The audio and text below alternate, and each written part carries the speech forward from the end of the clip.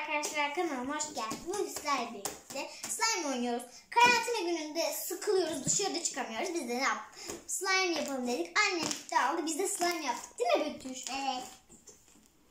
Diğer videomda da yapılışı var. Ona beğeni atabilirsiniz.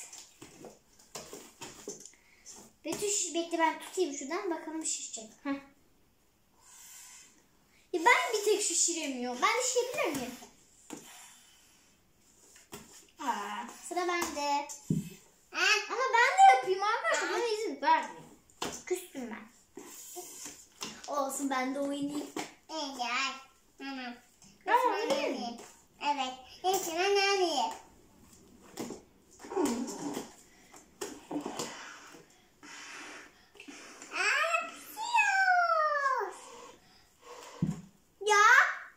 Olsun.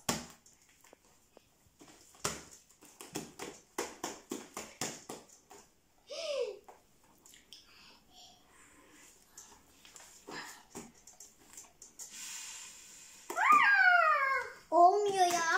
Olmuyor ya. Ay.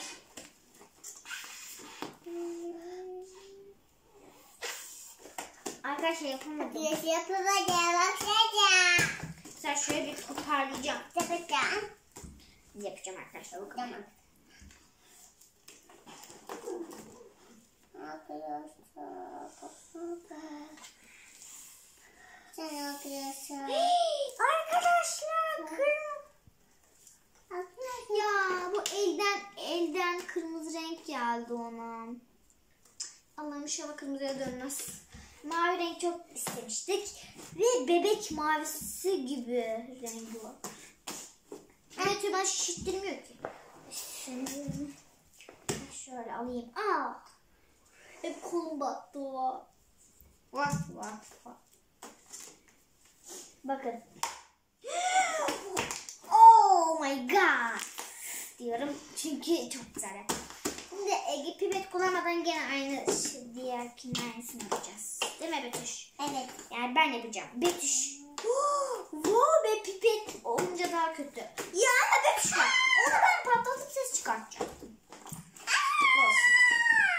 Betüş, pamuk şeker yapalım mı? Evet. Ama mavi pamuk şeker hiç uymaz. Pembe olsaydı daha güzel. Ama yapmayalım. Betül yapıyor. Yapayım.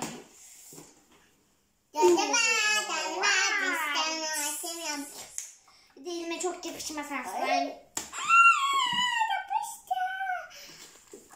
Çok kötü bu ya. Gerçekten yarısı üstü. O bayağı ağır yani. Bir de dev slime. Bakar mısınız? Gerçekten kollarım ağrıdı. Ay, yere düşme. Yere düşmesin. Taklidim yapıyor ya. Bir şey olmaz ya.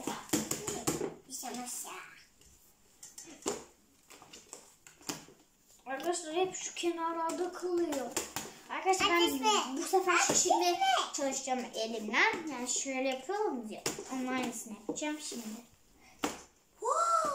Gördüm ama bunu daha büyüğünü yaparım da bu masa biraz küçük. Buralar hep yapıştı. Evet arkadaşlar. Anam. Betül şişirdi. Slime ağzına soktu arkadaşlar. Şuradan alabilsem. Evet arkadaşlar, bakar mısın?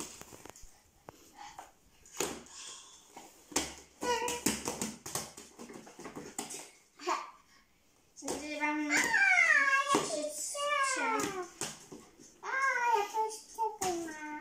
Betül, videomuzun sonuna gelelim mi? Evet. Birazdan geliriz. Betüş. Wow, ya bakın. Ya Betül, bir bırak. Ya sen git kendin yapsana.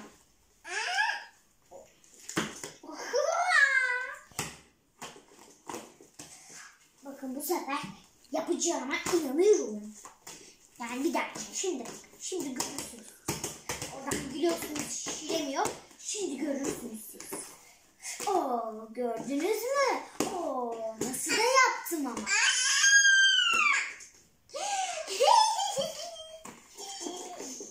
Çok komiksin yavrum.